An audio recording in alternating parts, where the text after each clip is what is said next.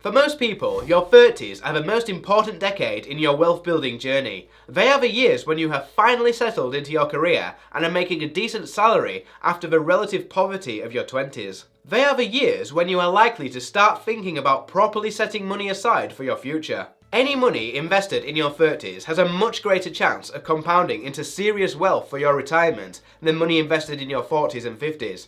And yet for many, their 30s are a wasted decade. For far too many people, their 30s are a decade of car lease payments, new conservatories, dining out and bank-busting Christmas splurges, followed by financial hangovers in January. As they progress with their careers and improve their take-home pay, instead of upgrading their investments, they upgrade their car. But this is only scratching the surface of the 10 biggest killers of wealth that keep those in their 30s separated from financial independence their whole working lives. It doesn't have to be this way. What are the big 10 wealth killers at age 30? Let's check it out.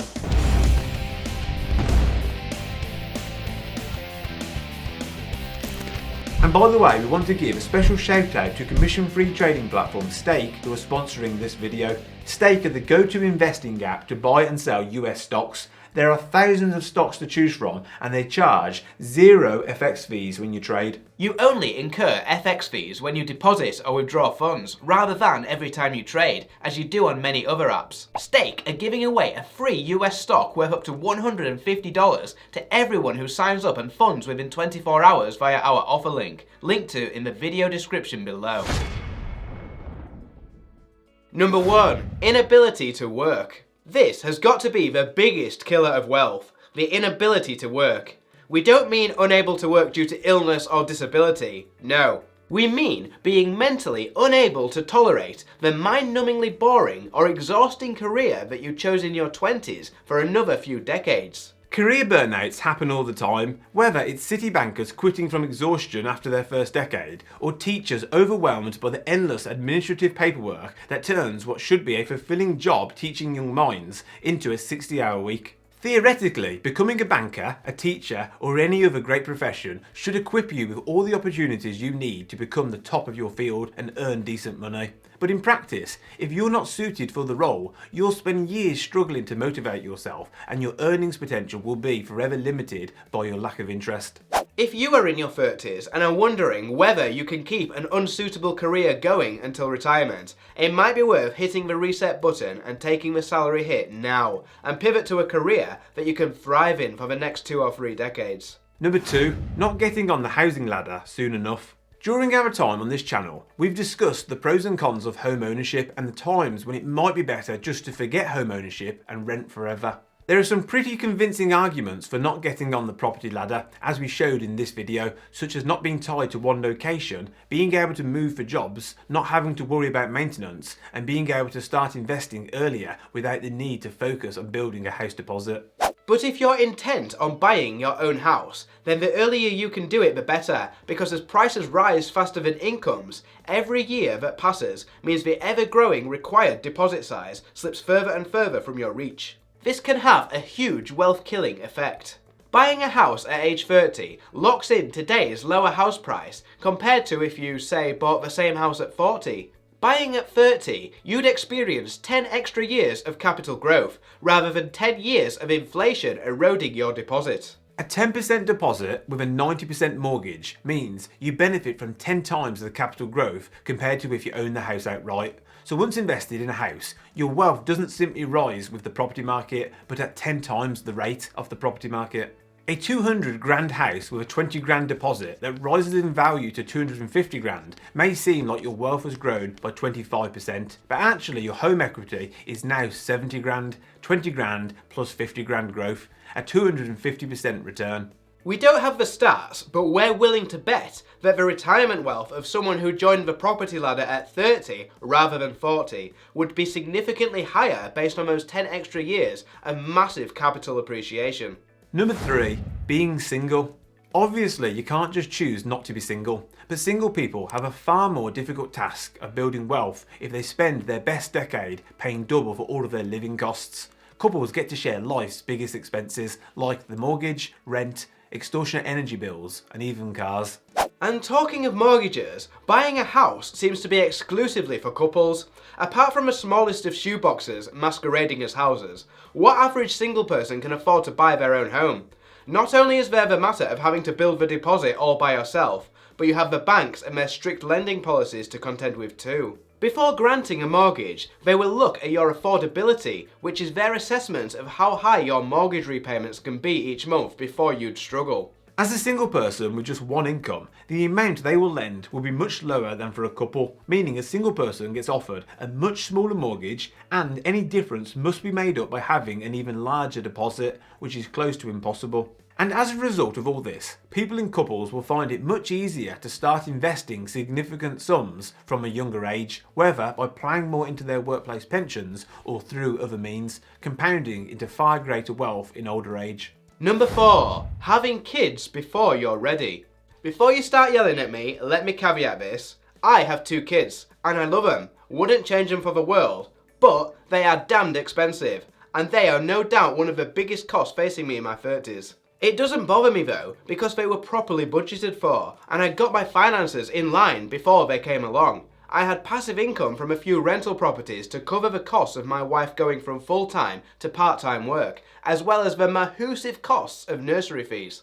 We know people who've been totally wrong-footed by the cost of having kids, people who were living paycheck to paycheck even before their little ones came along. Again, we stress not everything comes down to money, but if money success is a joint goal alongside raising a family, at least have a think about how best to organise your finances before cracking on with it. Number 5. Not being interested in money. Our fascination with building wealth has led us to learn about such abstract wealth-generating knowledge as time diversification through leverage, dividend withholding tax avoidance, the cheapest and best investment platforms, optimal house deposit sizes, tax optimization through company structures, and so on. Let's imagine 2 doctors, both on decent salaries, one of whom knows this stuff and one who doesn't. One will easily be able to end up rich by properly investing their salary and minimising taxes, investing fees and life expenses. The other will likely live paycheck to paycheck, spending what they earn and retire in moderate comfort, but by no means wealthy.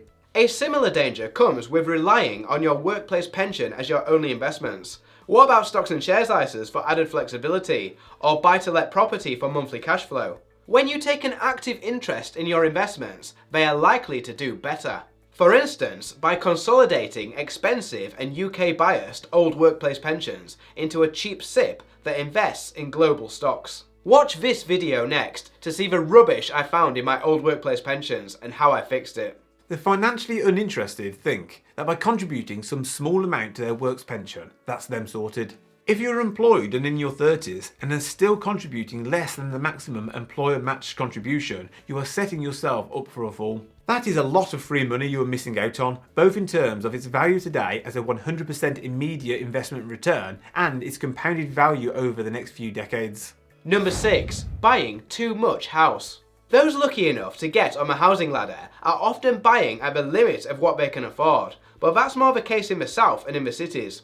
It may surprise you to learn from my accent that I live up north, and up here a decent 3-bed semi might only cost 200 grand. In many places in the UK, it is still possible to overcommit by buying too much house, such as stretching yourself to buy a 300 grand 4-bed detached when all you needed was a 200 grand 3-bed semi. This may cost you hundreds of pounds a month extra in mortgage repayments, and could be the difference between living comfortably and having spare money to invest, versus living on the breadline. Number 7. Playing it safe. In your 30s, you need to be taking some investment risk, whether in your pension or elsewhere. It's silly, in our view, to invest a large allocation to bonds. The same goes for having cash lying around in a bank account, getting destroyed by inflation. You need to be investing in productive assets like stocks or investment properties, assets that grow wealth rather than just preserve it, or worse, destroy it. Number 8. A laser focus on your job income and neglecting all else. This one is about being totally focused on your career income to the detriment of looking for wealth-growing opportunities elsewhere. Instead of spending long hours in the evenings tied to my desk chasing promotions like many of my colleagues did back when I was employed, I spent many an evening either looking around rental properties or doing up ones that I'd bought. This is because I understood that any work I did towards growing my existing wealth was a work once, get paid forever situation. By all means work hard in your job, but don't neglect looking for other income streams alongside it. Number 9. Spending like you've made it. Just because you're on £50,000, it doesn't mean you have to live a 50 grand lifestyle, but most will. If you lived, say, a 30 grand lifestyle and invested the rest, that is a fast route to great wealth accumulation, but inevitably, many people will get to state pension age and wonder where all their life's earnings went. Number 10. Getting pigeonholed. You want to avoid getting typecast into one skill set. The best career moves are often the ones that diversify your knowledge and experiences rather than paying the highest immediate salary. You can get paid well for a specialist skill, but you can earn mega bucks when you specialise in 2 or more complementary skill sets. Someone who wanted to become a finance director of a big company would need accounting knowledge, yes, but may also benefit from experience of working in other departments like sales or marketing, or even from having run a small business. But an accountant who chased the immediate salary boost would likely end up in a slightly more senior version of the same role they already have. Pursuit of knowledge may lead to more wealth in the end. Question of the day. What do you think is the biggest killer of wealth in your 30s? Join the conversation in the comments below. Thanks for watching. On this channel we talk a lot about personal finance, investing and all things money. And if you want to see more great content, please click the subscribe button below. This is moneyunshackled.com. See you next time.